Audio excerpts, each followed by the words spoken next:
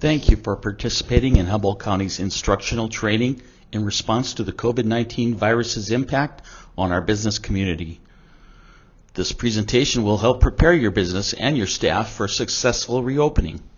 After viewing it, you will be required to take a short quiz addressing concepts and plans explained in this presentation.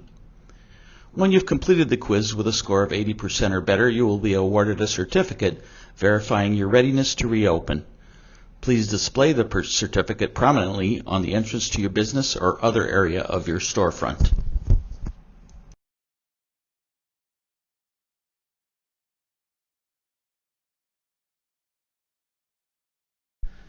Business owners should be familiar with the tier system being used by the state of California and consistently monitor the system for changes of status particular to our area.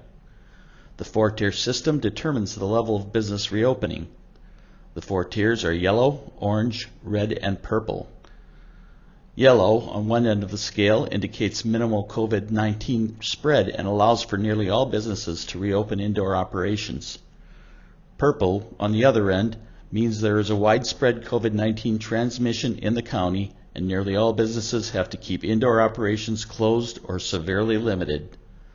The relationship to the tier system and its limitations will be further discussed later in this presentation.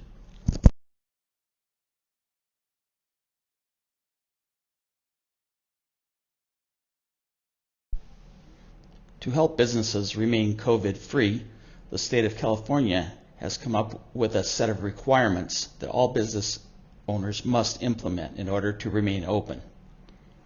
Among them are performing a detailed risk assessment and implementing site-specific protection plan, training employees on how to limit the spread of COVID-19, including how to screen themselves for symptoms and stay home when symptomatic, implement individual control measures and screenings, implement cleaning and disinfecting protocols, implement physical distancing guidelines, and providing face coverings to workers or reimbursing workers for the reasonable cost of obtaining them. Employers must provide and ensure workers use all required protective equipment, including eye protection and gloves. It's an adjustment, but I think overall it's been very positive. You know, we all know we're in this together. We all want jobs. We all want to service the community, you know, and with this pandemic, things have changed. So we got to play with the cards we're dealt and make sure that we even go above and beyond for our employees' safety and our customers' safety.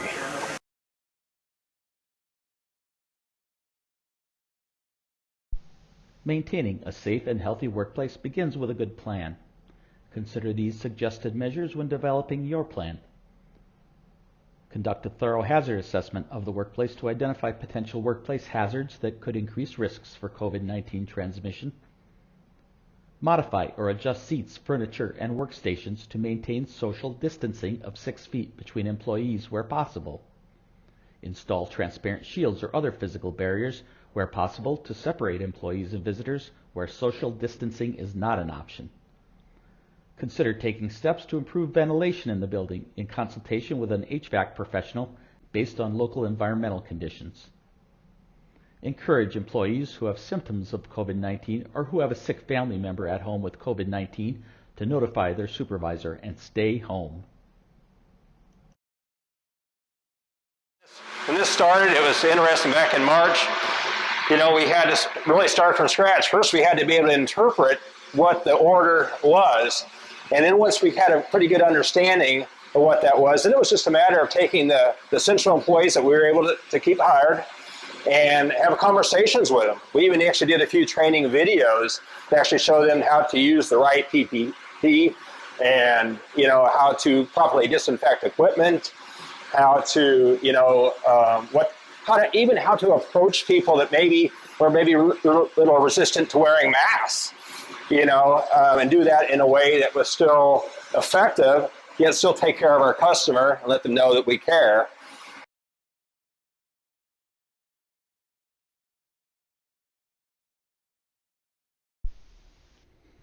Other requirements that are more typically found in human resource manuals include the following: remote work and paid sick leave, Following state, Cal, OSHA, and CDC guidance regarding workplace measures to reduce the spread of COVID-19, making reasonable accommodations for people with underlying health conditions, providing necessary equipment and supplies to prevent illness and injury, and appropriate training for all employees, including specific COVID training under the new restrictions.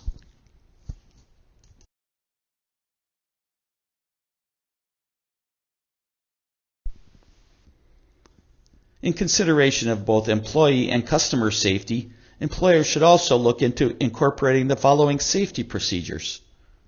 Consider options to increase physical space between employees and work areas and between employees and customers, such as opening a drive-through, erecting partitions, and marking floors to guide spacing at least 6 feet apart. At least once a day, clean and disinfect surfaces that are frequently touched by multiple people. That includes door handles, desks, tables, phones, light switches, and faucets. Consider assigning a person to rotate through the workplace to clean and disinfect surfaces. And consider scheduling hand washing breaks so employees can wash their hands with soap and water for at least 20 seconds. If soap and water are not available, use hand sanitizer that contains at least 60% alcohol. And then as we look at our front end of our store here, we've done a lot of different changes. We had a local company build our barriers, our plastic barriers to protect customers and our staff. We had a local company build our little floor decals for the 6-foot social distancing. So we've provided some support to our local community by using local manufacturers to create some of our safety components.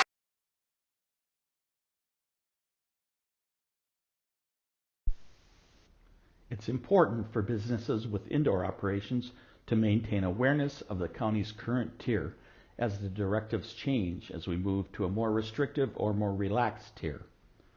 The following is a review of how customer capacity changes along with suggestions on adaptations that can help you remain open for business while still limiting employees and customers' exposure to the virus.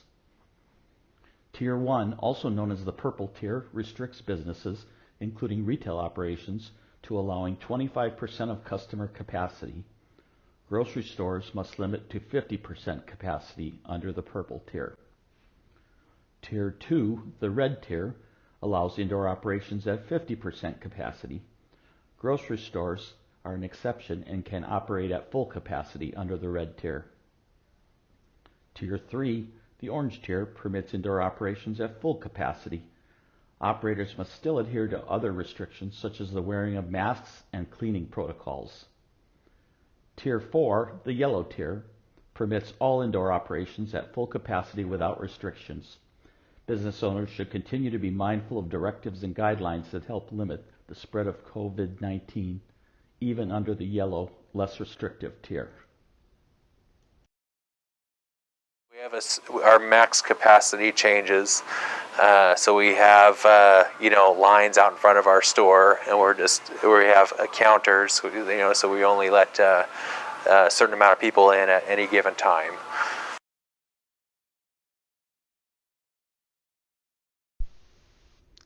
People are social by nature, looking forward to opportunities to gather with family and friends. During a pandemic, however, the more people from different households a person interacts with at a gathering, the closer the physical interaction is, and the longer the interaction lasts, the higher the risk that a person with a COVID-19 infection, symptomatic or asymptomatic, may spread it to others. Indoor businesses like restaurants and bars are common gathering places that have incurred loss of revenue because of restrictions. To continue operation, many have adapted to outdoor seating.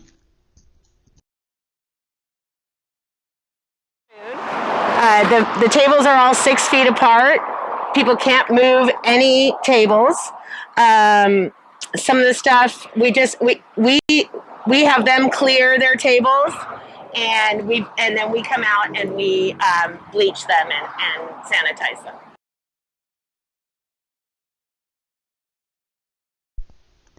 Public health studies have also shown that the risk of transmission is increased in indoor spaces, particularly when there isn't appropriate ventilation.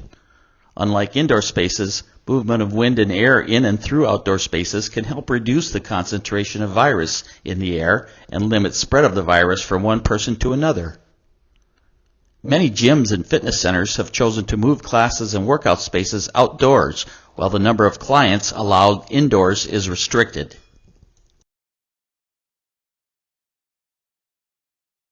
So, we've accommodated by creating outdoor spaces at all health sport locations, allowing a certain capacity indoors, and making sure all equipment's spaced apart appropriately.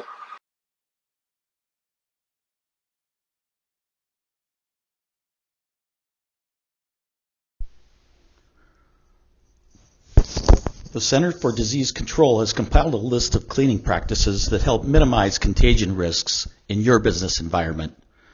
The protocol includes the following. Wear disposable gloves to clean and disinfect and discard after use, or use reusable gloves that are dedicated only for cleaning and disinfecting. Clean any dirty surfaces using soap and water first, then use disinfectant. Cleaning with soap and water reduces the number of germs, dirt, and impurities on the surface. Disinfecting kills any remaining germs on surfaces, which further reduces any risk of spreading infection. Practice routine cleaning and disinfection of frequently touched surfaces. More frequent cleaning and disinfection may be required based on the level of use. Surfaces and objects in public places, such as shopping carts, point-of-sale keypads, pens, counters, vending machines, and ATMs should be cleaned and disinfected before each use or as much as possible. Other high-touch surfaces include tables, doorknobs, light switches, countertops, handles, desks, phones, keyboards, toilets, faucets, and sinks.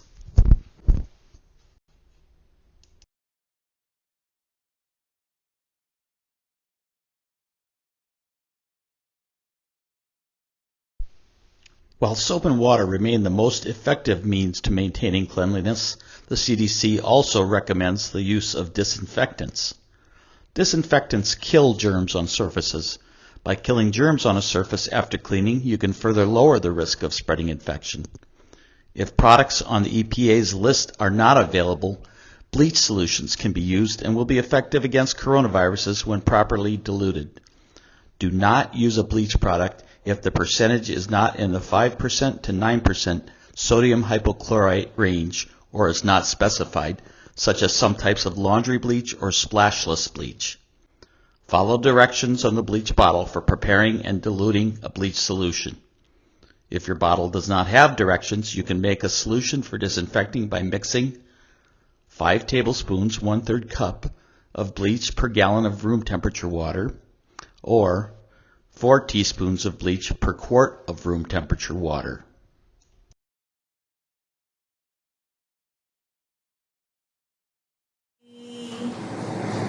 We sanitize everything, all our counters with bleach and water every day. Intermittently when possible, I spray air sanitizer when possible. We do clean the handrails more often. Light switches, any surface that we can, we can clean our to-go tables. We, constantly clean them as well. Everyone's required to wear their masks and, wash their hands often. And we have sanitizer stations everywhere.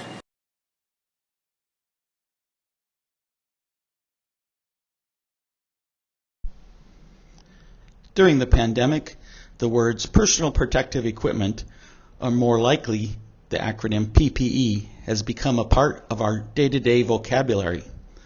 Perhaps the biggest change everyone has had to adapt to is the wearing of a protective mask when out in public. CDC recommends wearing a cloth face mask covering as a measure to contain the wearer's respiratory droplets and help protect others. Employees should not wear a cloth face mask covering if they have trouble breathing, cannot tolerate wearing it, or can't remove it without help. Cloth face coverings are not considered personal protective equipment and may not protect the wearer from exposure to the virus that causes COVID-19. However, cloth face coverings may prevent workers, including those who don't know they have the virus, from spreading it to others. Remind employees and clients that the CDC recommends wearing cloth face coverings in public settings where other social distancing measures are hard to maintain, especially in areas of significant community-based transmission.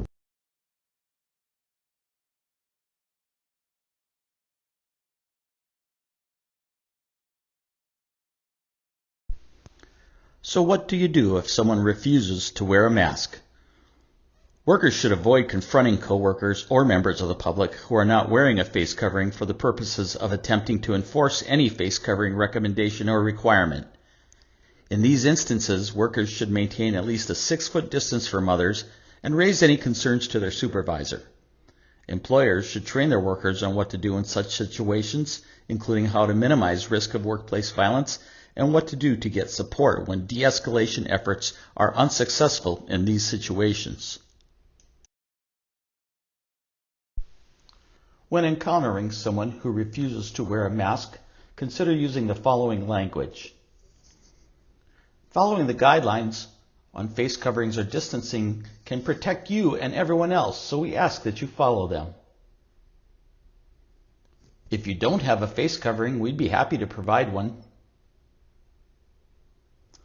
We regret that you're unwilling to follow the guidelines. Please give us a bit of time to organize the area to allow additional physical distance between you and other people. And in all instances, it's important to focus on minimizing risk and to practice de-escalation measures.